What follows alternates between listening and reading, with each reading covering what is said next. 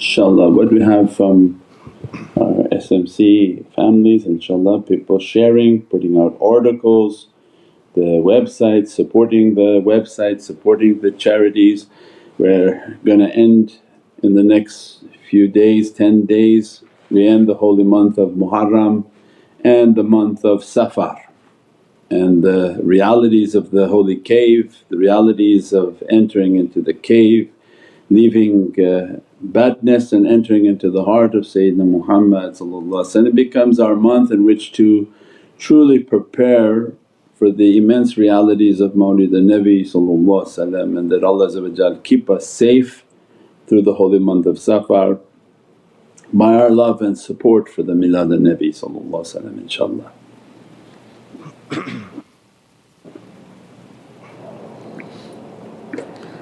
As-salamu alaykum Sayyidi. Wa alaykum salam wa rahmatullah. Sayyidi, you had mentioned about Prophet's 13 years of struggle in Mecca and 10 years life in Madinatul Munawwara. What's the secret message behind these numbers? 13 represents letter meem and 10 is a binary code of 1 and 0. Please forgive our ignorance. 13 represents what letter? 13 represents letter meem. Meem. Meem? Meem. Yeah, that's the Muhammadan haqqaiq.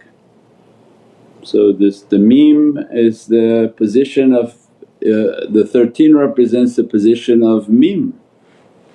So this is the Muhammadan way and represents 40, and that's why then we become mature at the age of 40. And we do the 40 days of seclusion in which to take ourselves from being a seed and becoming a tree and to be rooted in the Muhammadan haqqaiq.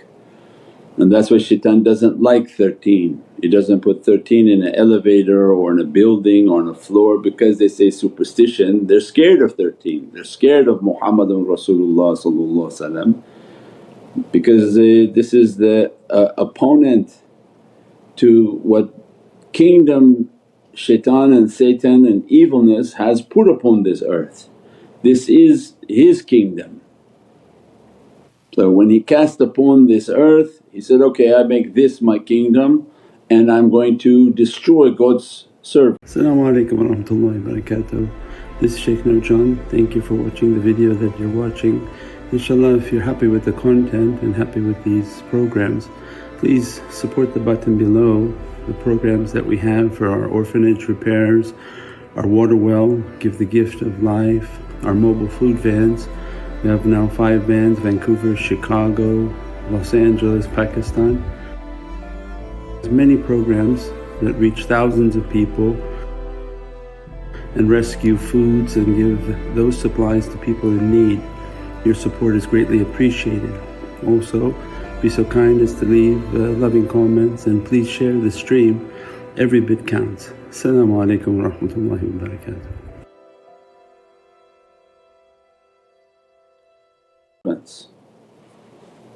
So every Prophet wrote the prayer that, thy kingdom come.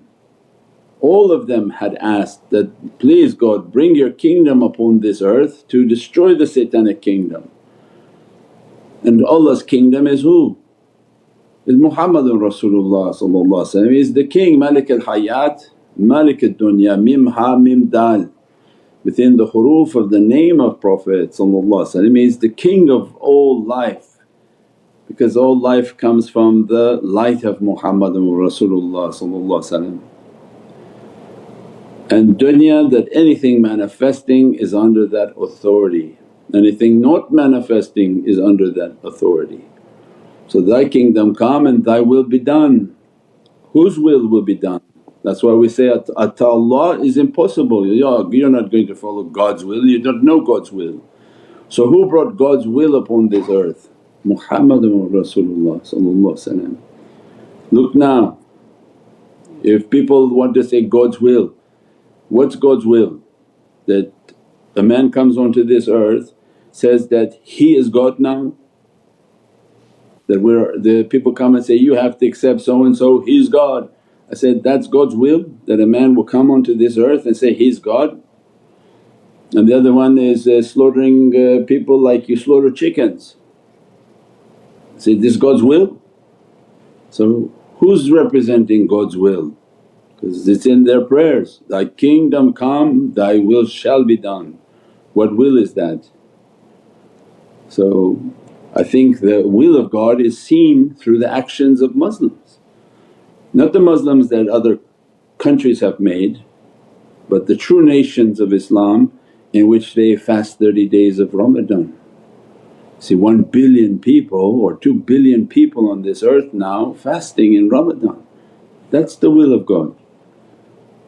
That they dressed in modesty, they abstain from alcohol, they do their 5 prayers, you see the will of God in them. But there are Muslims that other people made and they dress them, fashion them and send them out to do all sorts of atrocities in which no Muslim recognized them, no scholar recognized any authority within them. But the true nation that represents the heavenly kingdom, they fast, they pray, they give charity, they dress in modesty, they're concerned about their families.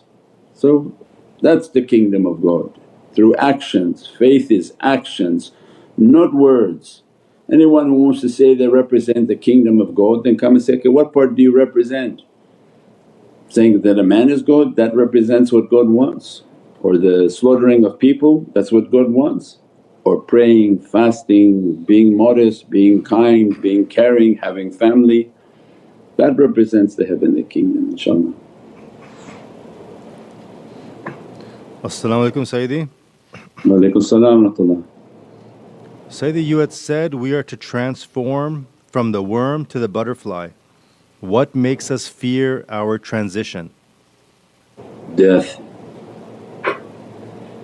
Somebody came and convinced you death was bad. So now people, if you talk about death they go very, oh I don't want to talk about it. Are you planning for your death? Oh I don't want to talk about it. You have insurance? I don't want to talk about it. You put your estate aside, you have things all set up and you're like, I don't want to talk about it.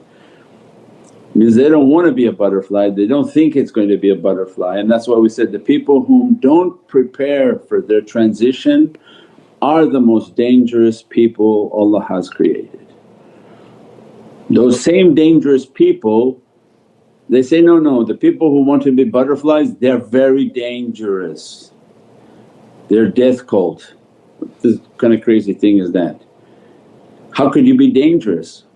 If your life is about your transition to be something much more beatific, don't you think then every step and every day you would be conscious of everything? Oh, I better not cheat because maybe I won't be a butterfly with beautiful wings, I won't be angelic. Maybe I'll go into the cocoon and I'll be burned. So that preparation gives us the beatific character. That my whole life is in preparation for my transition.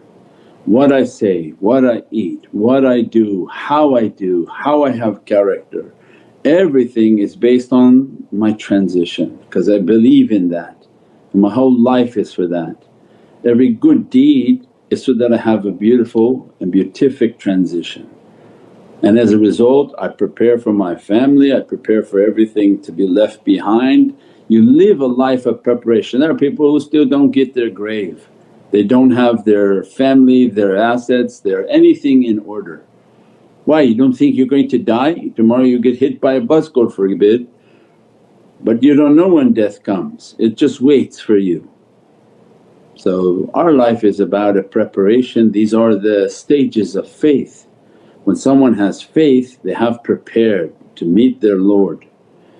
As a result this is a person entering towards sincerity and Allah grants them in the stations of sincerity. If you're not preparing to meet your Lord but you think you have faith, there's something wrong. And the people whom are against the transition, very dangerous, that's why they do such evil things. They say, no, we're worm, we're dude and we're just going to be a dead worm in the ground. So it means everything they do is horrific. because they've already given up their transition. So that's a dangerous person, that's a dangerous ideology. But the one whom governs their entire life based on a beatific transition, then alhamdulillah. Like now even people who say they have faith, they burn themselves in the grave. They say, oh don't put me in the grave but just burn me and cook me like I'm a kebab. That's your transition? You're hoping that from a burned kebab Allah make you into an angel? You burned everything. Who told you to burn that? That wasn't your body to burn. But because you listen to the fiery one, then even in the grave you're under his dominion and he put you into fire because he's from fire. So people if they're guided in dunya with shaitan, shaitan will guide them all the way into the grave, into horrific stations and difficulties. But if you're guided in life then you should be guided all the way to get your grave. So these are the realities and these are the blessings of believing and sincerity inshaAllah.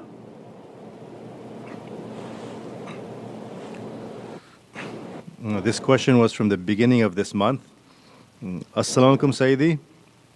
During our The mic is not close to you, I can't hear Shaykh. This question was from the beginning of Muharram. As-salamu alaykum Sayyidi. During our mourning for Imam Hussain, as in the first 10 days, is it better for us to be in seclusion rather than to be seen crying publicly? Forgive my poor adab. Yeah, whatever you feel more comfortable with, but I don't know if you're going to be crying publicly everywhere you go crying, then no, you should stay home. But this year more than ever I think it's important when people are saying, we'll never forget, we never forget, they're liars. They forgot the most important death, which is the death of Imam Hussain, the family of Sayyidina Muhammad. So no, they forget, human nature is to forget. But when people want you to cry out, protest and encamp yourself, why you don't do that for Imam Hussain? Protest the people who don't like Prophet, protest the people who come against the Ahlul Bayt and the love of Ahlul Bayt, put your camps in their places. But people don't do that, people don't think these things are important. They say, why you have to remember and cry? But you're telling us to cry because something is happening now that affects you. Because when you're short-sighted you see everything just now. They tell you, don't celebrate the holy birth of Prophet, they forget. 2 weeks later they put happy birthday for their children. Why that's happy? Why is that to be commemorated? So it means people are short-sighted and fooled by shaitan. But because of the atrocities that are happening around the world and the sort of horrific killing of innocence, then remember how the holy family of Sayyidina Muhammad they gave themselves willingly, with themselves, their children, their families, for the sake of establishing what Allah wanted, that live a life fasalli li rabbika wanhar, that live a life of sacrifice and pray. Means if you pray and you have no sacrifice, you're not Kawthari, and if you sacrifice and don't pray, you're not Kawthari.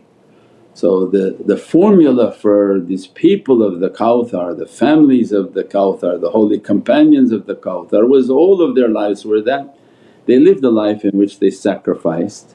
They sacrificed their bad character, they sacrificed their desires, they sacrificed their money, they sacrificed their time, they sacrificed everything, and they prayed.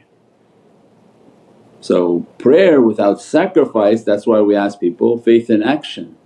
All day long you're praying, but do you make a sacrifice for anything, for your time, your effort, your money, anything? But you're praying. So it means the formula for perfection was both. Go out and live a life of khidmat, service, put your faith in action, then when you're praying you're from the Kawthari people. So this is an important reminder in our lives for people who don't want to even stop for a second and to give from themselves. And this is is a great calamity that should never be forgotten. Till the Day of Judgment Allah will put in the hearts of sincere people the life and the reality of Imam Hussain salam, and just the teardrop from your eyes enough to extinguish the fires of Jahannam. Because remember me, I remember you in a better association, that Imam Hussain salam and his intercession, that you cried for me, you gave water for me, you made a well for me, you gave food for me. I'm here for you in your grave as a result of your difficulty and your crying. I'm here to intercede for you. This is the greatness of the character of these holy souls. They're not like these human beings on earth, they don't remember you. But these are souls that remember the smallest action of love. And that's why we encourage people is love them, they're the most important souls to love. That they'll intercede for you, that when you're crying out in your grave because of some difficulty that won't go away, they will remember what you did. And that's the time you need them. Maybe on earth you don't understand, you don't really appreciate it, but you enter the grave you're going to appreciate every good thing you did, and every good soul that you loved, and every water that you gave, and every action and food that you gave in their names. They all inshaAllah lined up to intercede and to make your difficulties to be down and to go away inshaAllah.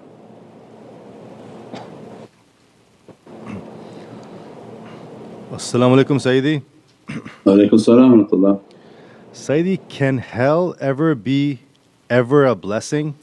I've seen myself in hell multiple related scenes. Forgive my bad adab and how to renew and rebuild the connection when broken. I don't know what we mean by hell being a blessing, but difficulty is not a blessing. So blessings are Allah's rahmah and mercy. Fire burns, but the blessing is when Allah shows you, fire is headed your way. So to see ourselves in difficulty and to understand that I have to be relieved of this difficulty. So Edkum minan nar in Ramadan, they can meditate and ask, Ya Rabbi, let me to see the true condition of my grave. That if there's going to be a fiery difficult grave, and they would meditate, they would see the fire, they would see the difficulties, and as a result they understand that you can't get yourself out of difficulty. There's no communicating with Allah that, please take it away. But how you can get yourself out of difficulty is by the humiliation or humility of saying, I need help, because that's not a character shaitan has. So when you don't exhibit the satanic character, what happens? There's a rahmah. Shaitan will never let anybody intercede, because he didn't want the intercession of Sayyidina Adam. So the heavenly character you'll be taught and inspired, no, ask for Prophet to intercede. Make your durood, make your salawats, that ask to please intercede for me in my difficulty. And then the Qur'an opens for us that, never will I punish them while they're asking for forgiveness and that you're present with them. So Qur'an tells us and opens its secret, then make istighfar all day long and make salawat upon Prophet. As soon as you make durood al-sharif and salawat upon Prophet, what happens? Nur Muhammad is all around you, and then Allah's promise, I won't punish you. So anyone who wants to avoid Allah's punishment, make istighfar, ask for forgiveness, is like a washing. After that begin to make salawat upon Prophet. And this is a Qur'anic formula, there's not, oh this he just makes up things, and we're not making anything up, it's all in the Qur'an inshaAllah.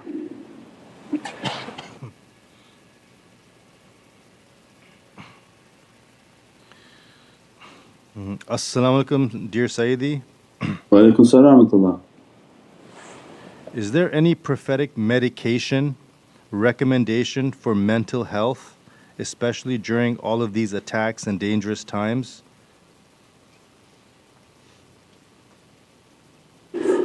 Your durood, your salawat, the love and the mentioning of Ahlul Bayt, the Nadi Ali and the recitation of the names of the Ahlul Bayt and all the salawats and good character, the taweez and all of the preparations.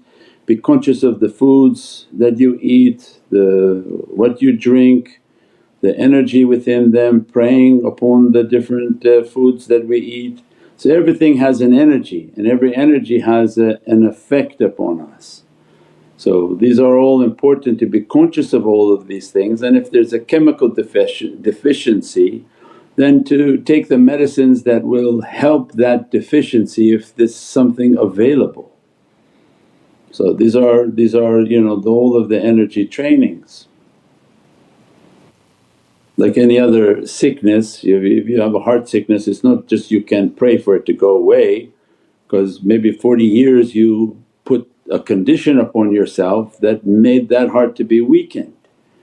So yes, there's salawats to do, energy to do, but then your exercise to do and the medicines if available.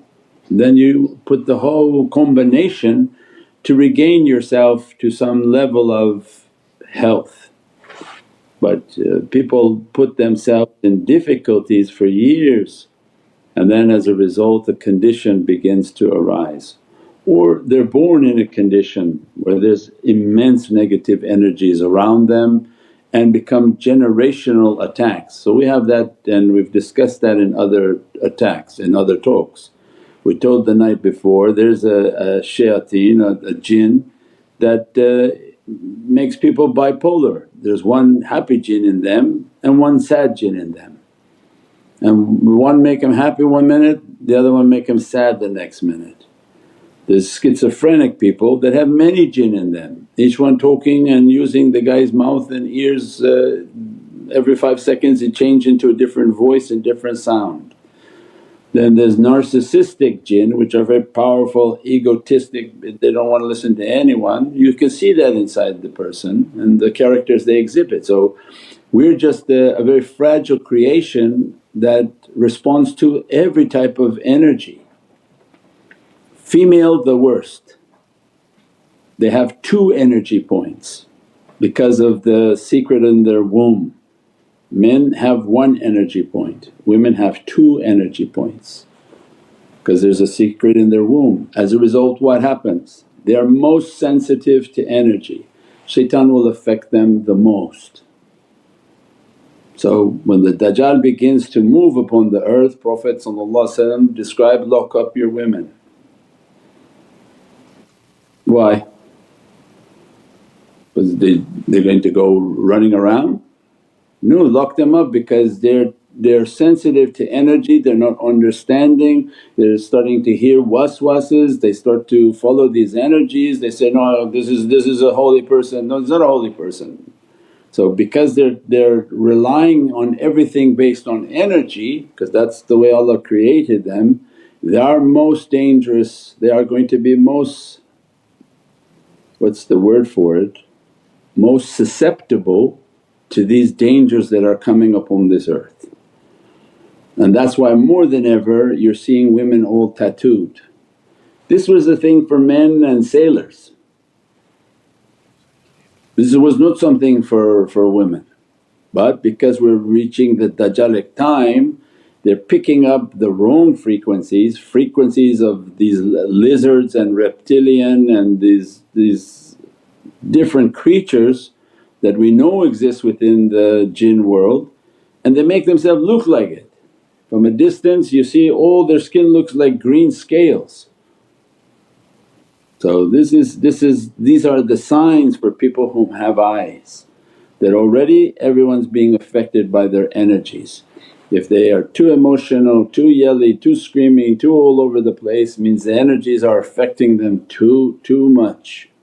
But men are created something different because they have 1 energy point. So they are more balanced in their energy, they are not an emotional creature, they're a logical creature. Everything has to make logical sense to them, not the emotional sense.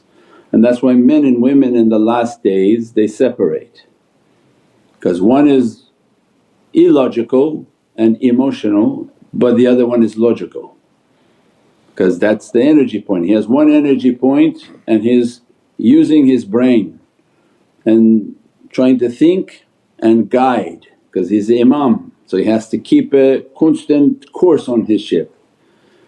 But if your passenger's illogical and emotional, keep running around the ship changing the direction of the sail and trying to jump off the boat.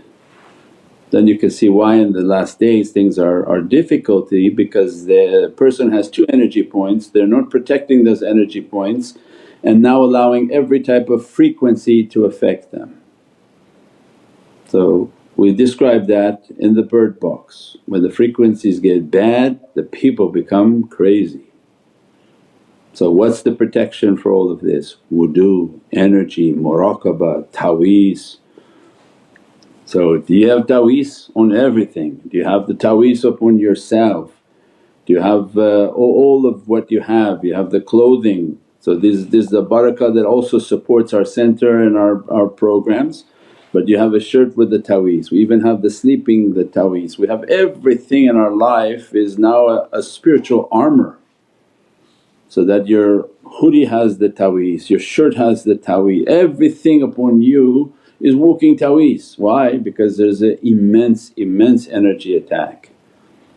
So anyone who just look at the people say, why they don't look human anymore? This is fashionable. Now scientists coming out and say, no, this is actually mental illness.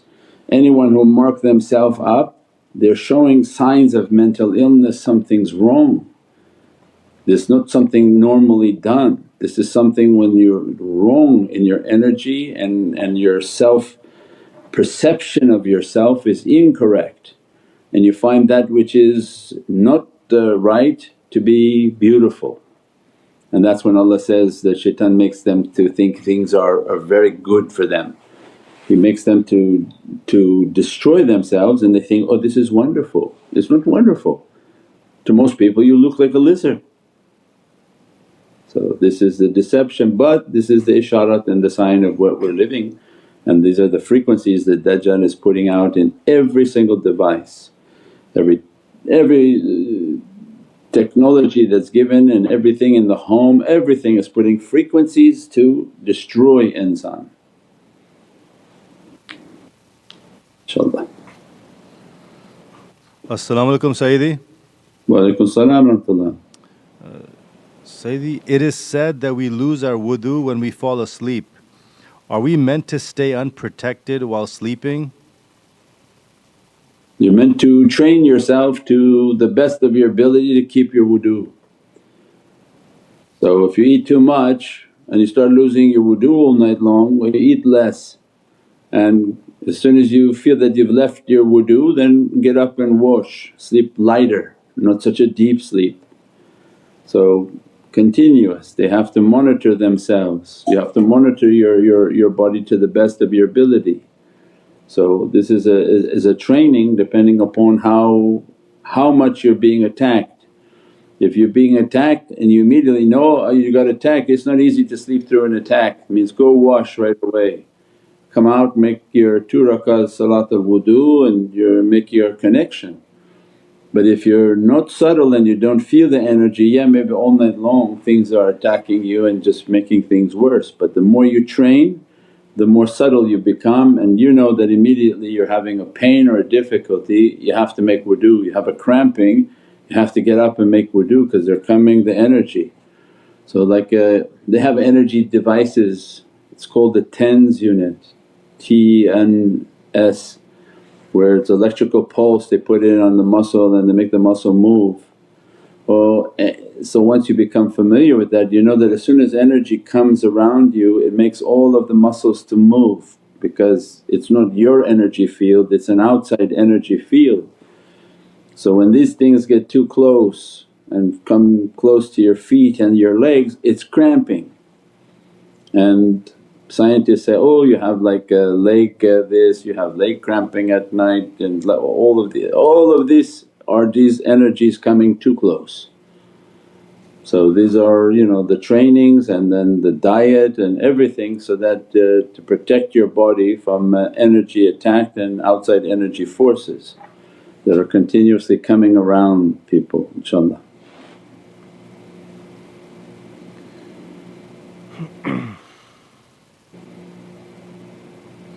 As-salamu alaykum Sayyidi. Wa alaykum salam wa rahmatullah. Sayyidi, what could be the reason that we are disciplined to do our deen and tariqah practices but paralyzed to act regarding dunya matters? Could it be that we are using faith as a crutch to escape pressures of dunya because we are so discouraged by past experiences?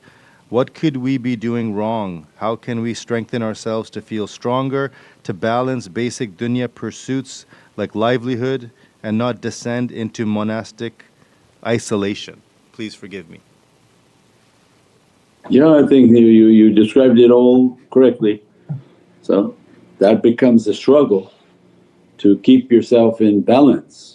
It wasn't to go one direction or the other direction in which you just get welfare and sit on your couch and do zikr and say, this is what Allah wants. I said, no, Allah wants you to be strong, Allah wants you to go out and to conquer what you need to conquer, but every night sitting and doing your zikr and your practices. So that not to be reliant upon a government check but to be relying upon Allah. So to be strong, to be a merchant, to work, to do business, to do things, this is a part of the struggle. So this is the balance. So if somebody emails and says, oh I have so much dunya desire I could never sit down to do zikr, it's the same. That's not good, you have to keep your balance in life. And if you said, no I'm going to just take my welfare check and do zikr and I don't want to leave my house, that's not good either.